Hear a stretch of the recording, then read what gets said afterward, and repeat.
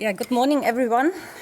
First of all, I, of course, want to thank the organization committee for inviting me to that very interesting conference, hopefully, but I suppose so, and to that most beautiful island. On my part, it's today to talk a bit about the scope and nature of the marine litter issue in general, and then to give you a short introduction into the results of the international conference on prevention and management of marine litter in European seas we held last year in Berlin.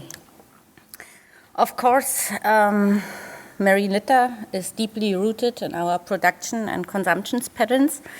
So the factor human being is the most important one in that issue. A recent paper in the journal Nature counted back that in 1900, around 220 million people were living in urban areas, producing less than 300,000 tons of daily wastes, whereas at this stage we didn't have any plastics. And they predicted that in 2025, an estimated 5.8 billion people will live in cities globally, producing an estimated amount of more than 6 million tons of daily waste. You can see what that waste, which is already produced, means in highly populated areas.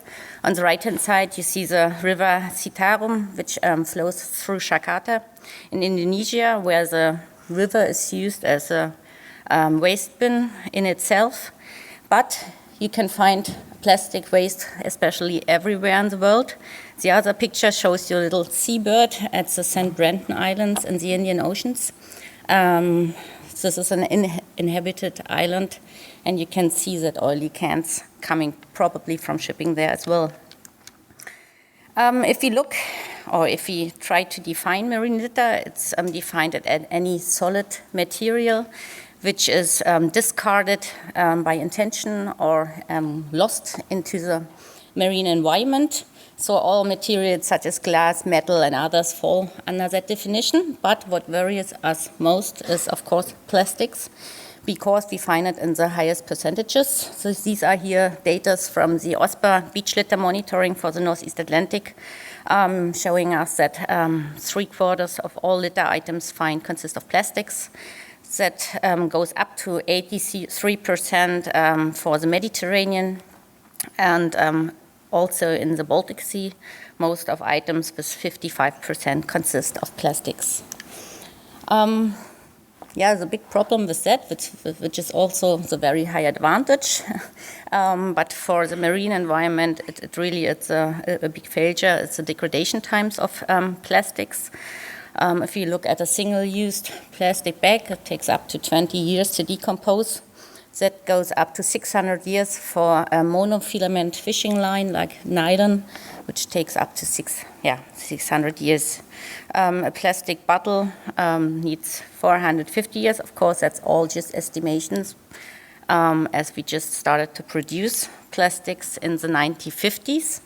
In the middle of the 1950s, an estimated amount of 1.5 million tons were produced annually. And today we are on an amount of 280 million tons produced every year, a quarter of that in Europe, with big exporting nations such as Germany and Italy. So even for my German colleagues, we are quite good in our waste management system, but the keyword of producer responsibility becomes a real issue in that. So if you look at the plastic value chain, in 2012, 57 million tons were produced in Europe.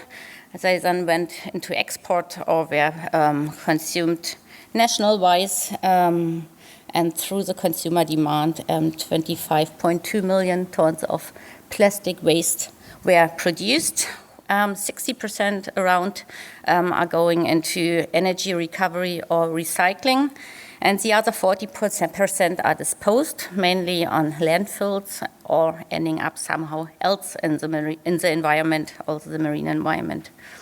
So we have annual plastic waste production in Europe of 9.6 million tons. If we look directly into the marine environment, there are certain types of plastic which are frequently reported according to the Convention of Biological Diversity. Two types of plastics are mostly responsible for the negative interactions with marine life and habitats. This is gear-related plastics such as polyethylene, polypropylene, nylon, and polyester, and also packaging-related plastics. Again, polyethylene, polypropylene, PVC, polyester, and polystyrene, which is known for cooling fish at sea and as fish boxes. Sources and the introductory pathways can be divided into sea-based sources and land-based sources. Sea-based sources, of course, commercial fish shipping, recreational shipping, fishing vessels, as well as aquaculture installations, but also other industrial offshore installations such as gas platforms and drilling rigs, but also natural events like storms cause often the loss of, for example, plastic pellets, which are transported via the sea path for later productions of consumer articles. And if one container gets lost, a high number of pellets is spilled. Prominent land-based sources is littering in general along the coast by tourists, by mass events such as festivals along the coasts. Of course, also by industrial facilities such as harbors, shipbreaking yards. Shipbreaking yards, it's, for example, a very important introduction pathway for microplastics because microplastics are used to clean ships with blasting systems. Also, municipalities, waste get introduced prominently via the riverine input path and flood waters, as well as the discharge from storm water drains. So if you look where all that litter ends up, 70% according to its denseness or also according to biofouling sinks to the seafloor. And 15% are to be found in the water column and at the sea surface, and another 15% are reaching the ocean shores. So some prominent numbers on the marine litter pollution. Up to 10% of plastics produced worldwide end up, remain, and accumulate in the world oceans, but that's a really high estimate. NOAA accounts for 100 million tons already present in the world oceans. There's an annual input estimated by the World Ocean Review 2010 with 6.4 million tons, but that accounts for all marine litter. No, that accounts only for plastics. So if you then have a look at the general introduction, the European Commission deals with a number of 10 million tons introduced every year. 1/10 of it accounts for abandoned and lost fishing gear. UNEP published a number of 13,000 plastic particles per square kilometer ocean surface. In the North Sea area, we know from the OSPA beach litter monitoring that we found an average of 712 items per 100-meter coastlines.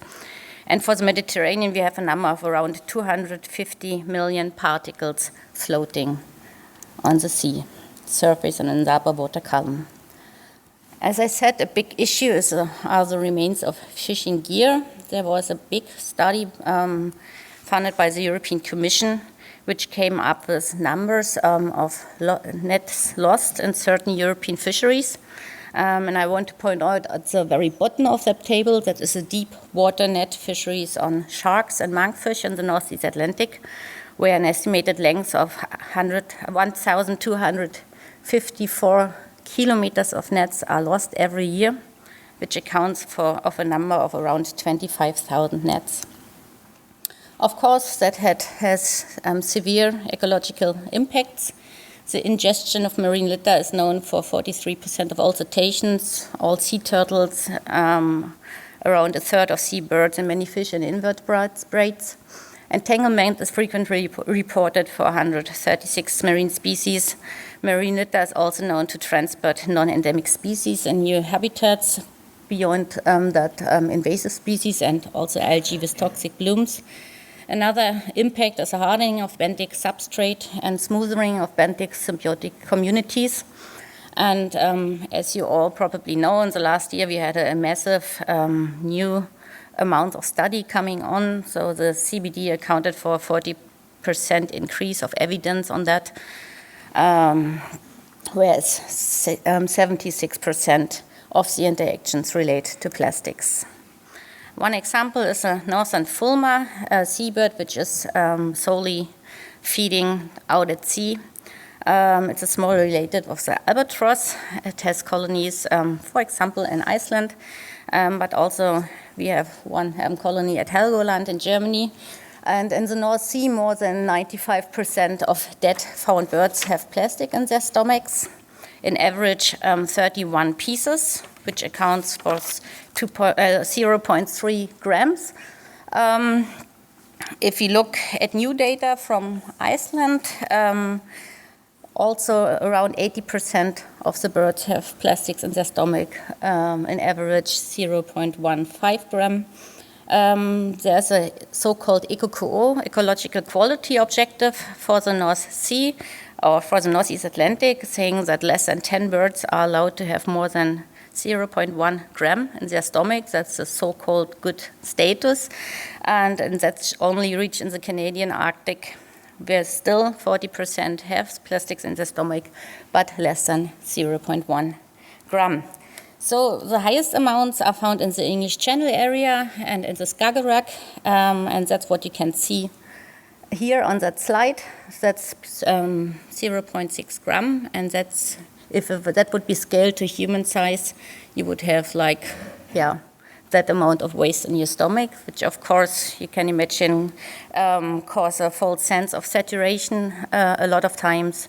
It also blockages the digestive tract. It can cause injury, internal injury, so a lot of different physical disturbance and injuries, and it can also lead to death. So I dissected birds with Jan von Franeker, and a lot of times they are very thin, so you can see they have nothing to add anymore, and probably they were starving to death. So the other picture is a Leisner albatross from the North Hawaiian Islands, where one of 6 chicks never makes it out to sea because they are fed by their parents with plastic particles and die beforehand. So that's even a population impact effect in that sense. Okay, we have another talk on microplastics later on today. I don't want to say a lot about that, but there are some additional risks from microplastics. Microplastic is all plastics of 5 millimeters and smaller.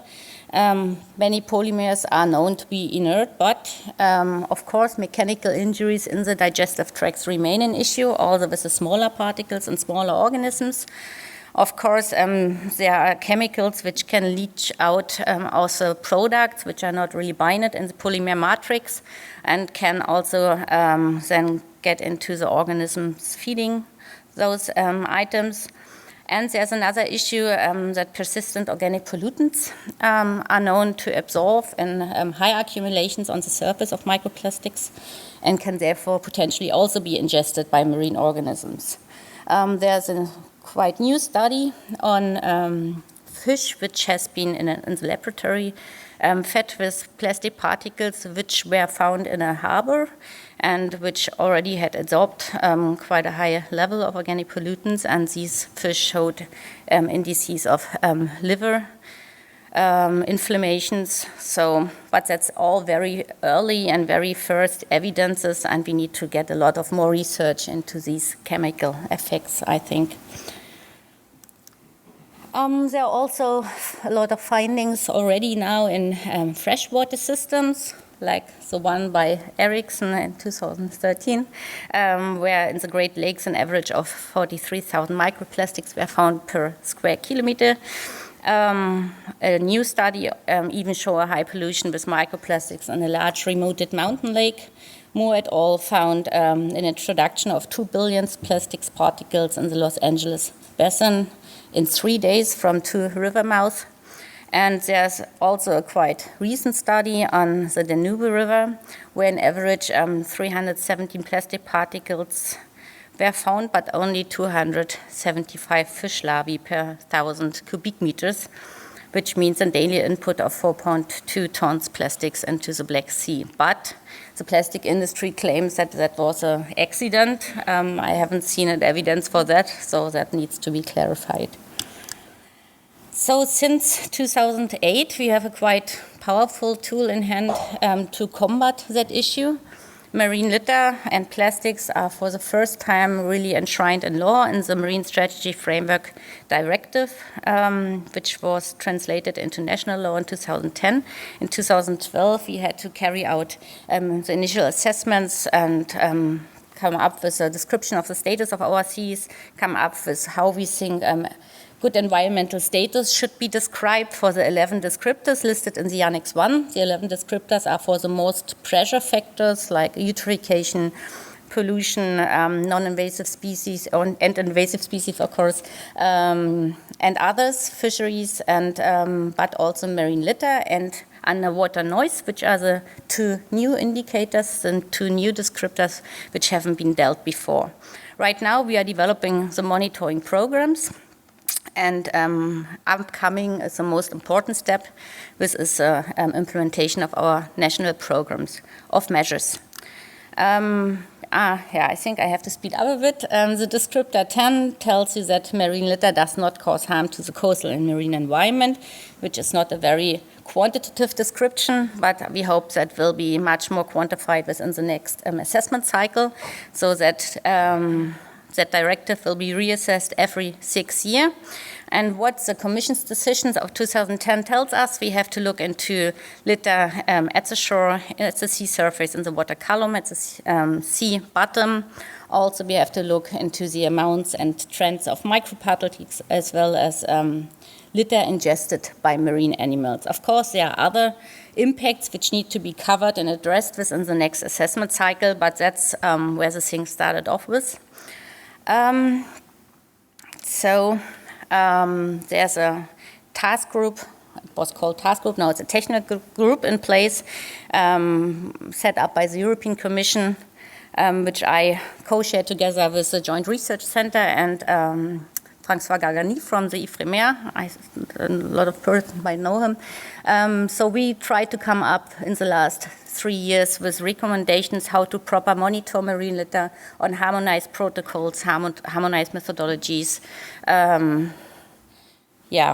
right now we hope that recommendations are picked up by European member states in order to come to a common approach on monitoring. Now I want to shift to the International Conference on Prevention and Management of Marine Litter in European Seas, where we beforehand thought, okay, what could be a real additional value now to all the ongoing efforts, also by the European Commission. And then the conference partners, which was the European Commission DG Environment, my ministry, as well as the agency I work for, we said, okay, regional action plans could be a real important tool for that transboundary issue. So we then set up the conference in Berlin, which was from the 10th to 12th April in 2013. And we got all the regional sea conventions, the European Regional Seas Conventions, into the organizing committee, which I think was a great move because we had I come to that later, and we had, of course, some consultants helping out with that. We had 200 participants from regional sea conventions, member states, the European Commission, UNEP, NOAA, national authorities, NGOs, industry, and science. The conference webpage is still online if you want to have a look. There are all posters, all presentations, all discussions are published there, as well as an online database where people fed in best practice examples for measures, as well as initiatives to combat marine litter. And that database is now to be used for the regional sea conventions for the development and implementation of the regional action plans. So the aims of this conference, probably similar to the ones today, was a perception that marine litter is a global pressure, as it was also called by UNEP in 2011 as one of the most emerging issues for the marine environment, where international cooperation is required. As I said, the initiation and further development of regional action plans were focused on this conference to prevent further inputs from land and sea-based sources and to reduce present marine litter. This conference was a European contribution to the Honolulu Strategy as a global action plan initiated by UNEP and NOAA, and also to Rio Plus 20, which calls for a significant reduction of marine litter by 2025. We shared initiatives, best practices. We had like 70 talks on actions going on and commitments made by certain parties. And that all was also set up to support the EU member states in the development and coherent implementation of their programs of measures in 2015-16. We had an issue paper developed, which is also still to be found on the conference page, where it went through several commenting rounds by the regional sea conventions, where we had a review on the ecological impacts, a regional evaluation on sources, amounts, materials, items, and composition of marine litter, which is now also the basis for the development for the regional action plans. We had a chapter on guiding principles and on target setting. We also had a breakout session on target setting, and this now found its way into the 7th European Environmental Programme of the European Commission, which was recently setting up a 20% reduction target until 2020 as a political headline target. We discovered on the legal framework globally, European-wise and regional-wise. And the chapter 5 was a most important chapter because here we laid out a stepwise procedure for the development of those regional action plans, which were then discussed in lengthy breakout groups to get a common understanding on the predominant sources and pathways, to get first thoughts on operational targets and the measures required to account for the certain regional situation, and also to get an agreed common understanding on the data gaps. Annex 1 and 2 lists the measures and initiatives which are also part of the database, so have a look if you're interested in that.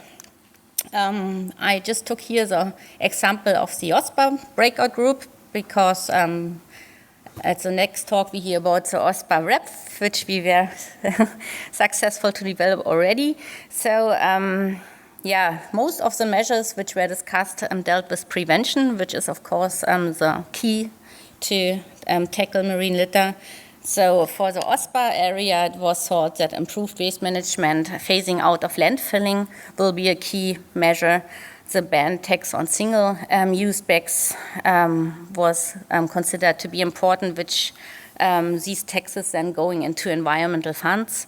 The elimination and change of certain products on the market. We are right now working intensively on voluntary agreement with the industry on microplastics and cosmetic products. We have research. We have studies available now on the amounts of microplastic used in different areas of application, and a lot of companies already stepped out, and it looks like within the next 3 years there might be a common approach on that. Other prevention measures are, of course, education and outreach, the development of schooling material, and so on and so on. Increased knowledge on riverine litter and microplastic were considered to be the most important outstanding issues.